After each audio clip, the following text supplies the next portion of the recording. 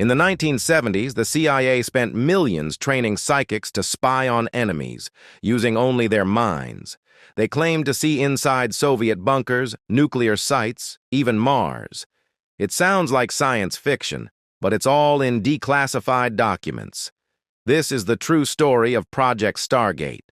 Born from Cold War paranoia, Project Stargate, known earlier as Skinate, Sunstreak, and Grill Flame, was run jointly by the CIA and DIA from Fort Meade. Its mission? Train remote viewers to psychically locate secret Soviet sites. Men like Ingo Swann, Pat Price, and Joseph McMoneagle were recruited at Stanford's SRI. Even Uri Geller bent spoons under observation to prove his powers. Remote viewing wasn't theory, it was daily practice. Subjects would receive sealed envelopes containing locations or coordinates. Then, in isolation, they'd describe them in detail. One famous 1984 test asked a viewer to describe Mars 1,000,000 years ago. The result? A rocky, wind-blasted planet, pyramids, large humanoid figures inside stone chambers. But Mars wasn't the only thing they explored.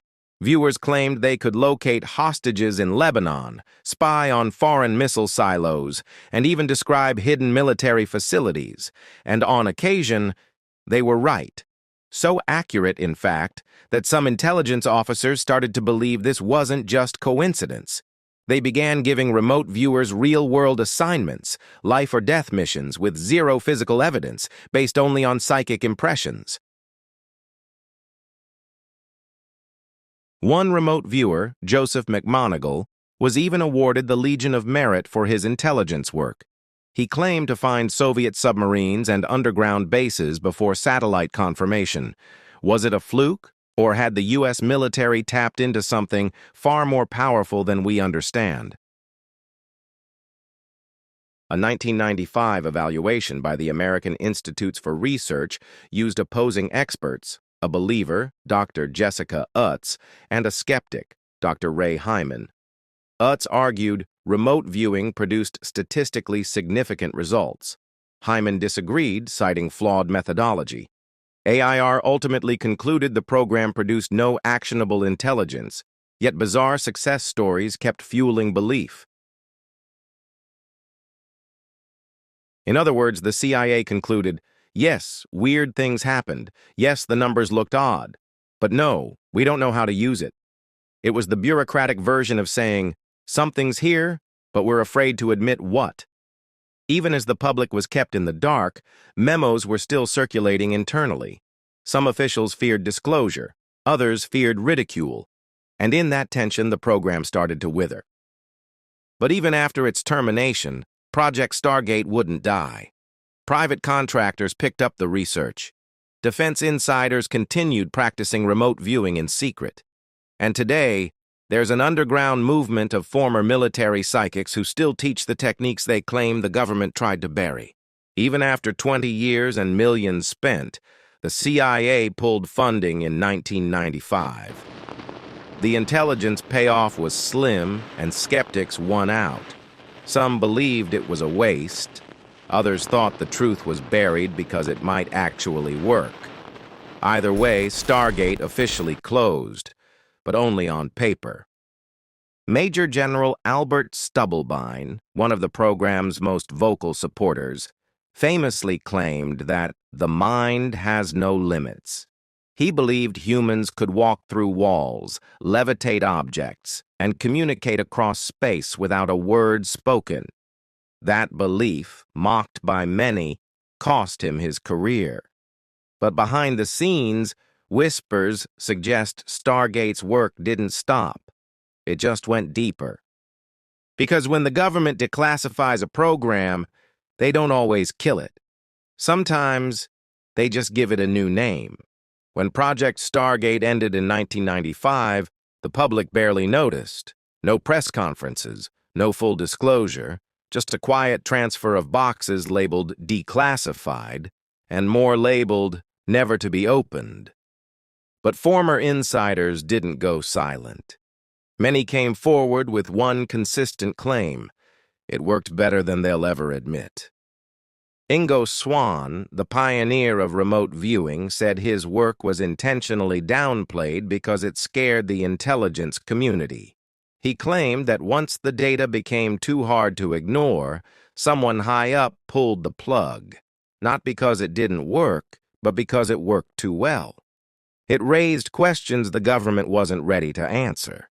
Others, like retired officer Joe McMoneagle, continued their psychic work in the private sector, even helping law enforcement on cold cases.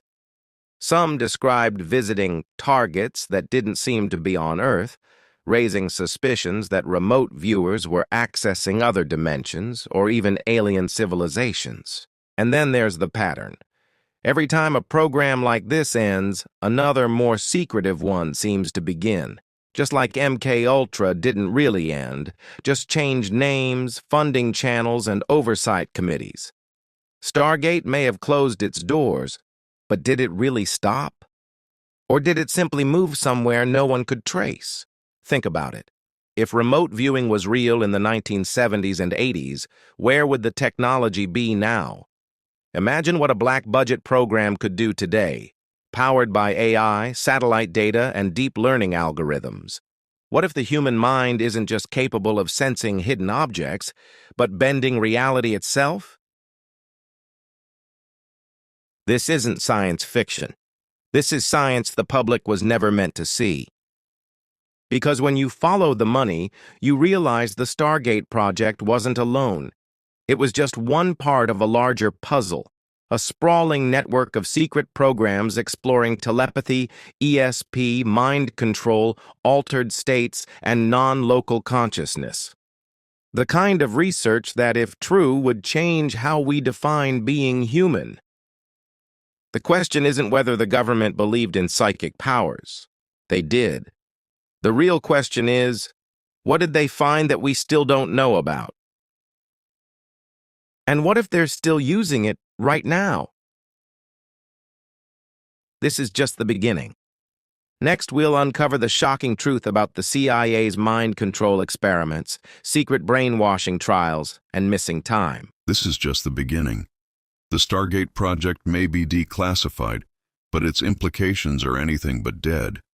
As we peel back the layers of hidden history, we'll uncover even more disturbing truths about mind control experiments like MK Ultra, secret brainwashing operations carried out on civilians, and bizarre cases of missing time that can't be explained by anything within the known sciences. The rabbit hole doesn't end here, it only deepens.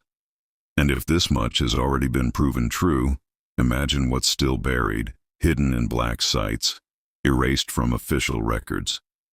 If you're ready to question reality, challenge history, and expose the uncomfortable truths that were never meant to surface, subscribe to Mind and Madness.